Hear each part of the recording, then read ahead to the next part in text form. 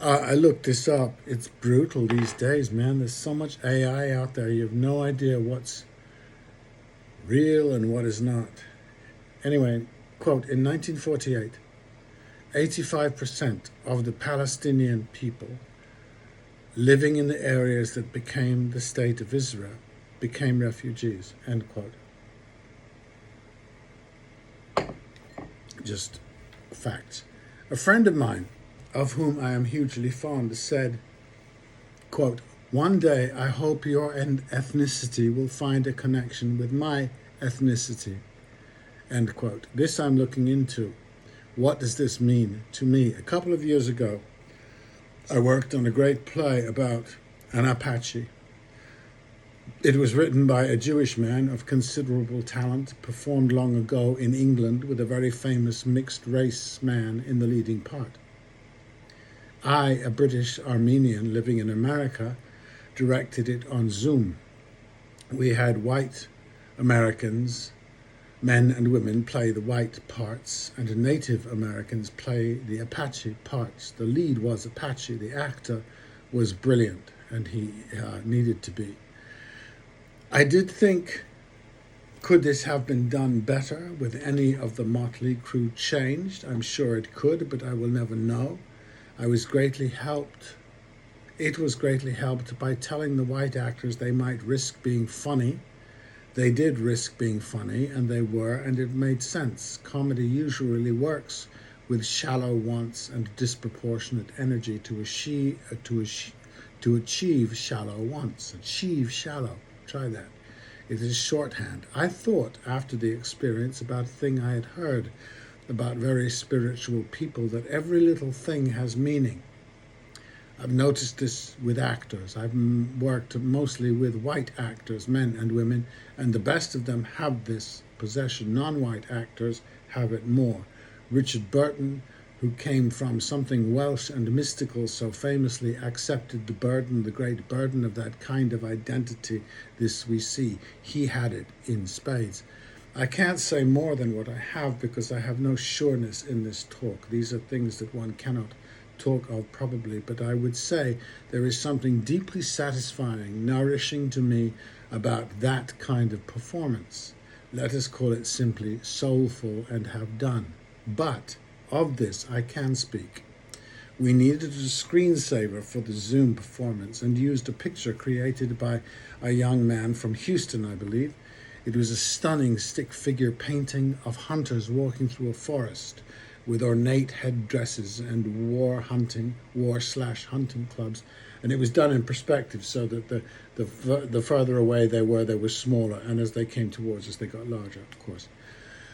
I scanned the picture and have shown it often as a work of genius and of something else. I look at it knowing what it is, and I saw Celts in a European pine forest, as well as acknowledging its true subject. I have no more to say of this but that, if someone asks me my ethnicity, I would say, as to my friend, I would say Celt or Saxon. Anything before Christianity came to Britain, nothing that I can grasp intellectually. I can dig into this conundrum a little so far. The pagan relationship to nature and its elemental or animistic notion of deity makes total sense to me. None of the rest of it does. That in the sky, niet. I haven't studied it much. There is little to study. There is only an imaginative purchase, a feeling, visceral and numinous. I don't know the nature of the deities. They seem mostly, as I say, of pagan deities. They say elemental, suggestive, more or less than human, like the piece of art. The hunters were representations, suggestions, not Rubens, and shocking in that marvelous sense. I don't understand the monotheisms. They cast no spell on me. The man who made the painting was no artist. He wouldn't make or sell me a print. He had something that affected anyone I showed it to.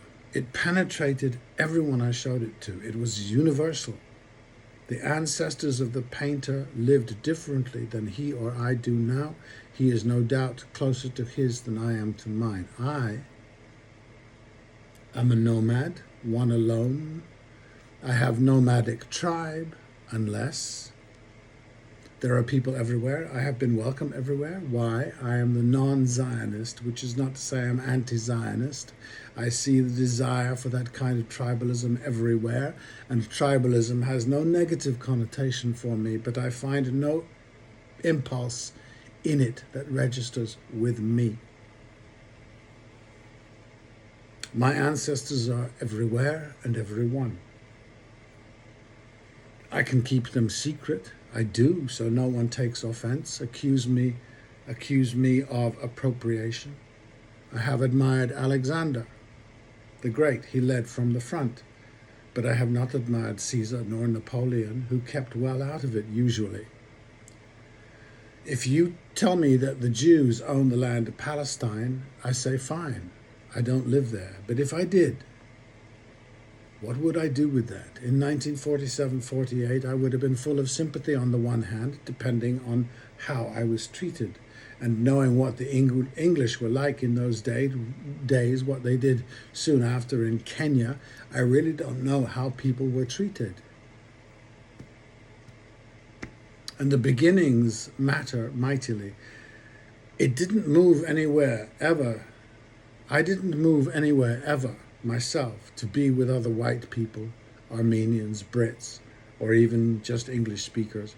If that is what you want, you will be an ethno-state, and on the evidence, this has consequences. Do I admire ethno-states? No, but they are none of my business.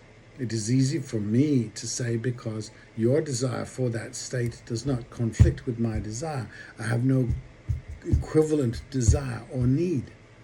You'll have no interest in me, nor I in you. But if you come to my home and said, this is not your land, this is my land, I'd say, no, it isn't. If it means that much to you, let's reach a compromise, and you will have to accept my nomadic predisposition as I'll accept your ancestral priority. Show me the money. I guess, and I don't know, I haven't heard it discussed or chanted, that the charge that Palestine is not really a thing, that it is an invention, is something that Palestinians feel. If I were there, I'd not feel that way, but I'd not need to. You cannot take my place without an agreement with me. I don't need to feel that about my place like you do about yours to be relevant. A long time ago, there was a consensus in the US colonies that the native people, the indigenous, the originals, did not know how to deal with the land, how to best use the land, in other words, parcel it up and fucking sell it. So they had surrendered their right to it. This was consensus, Ben Franklin, etc. This consensus is disgusting and should be proscribed by the international community, especially in light of what we've done to the climate. It won't be proscribed by the international community because most of them agree. Still, it is criminal in my world.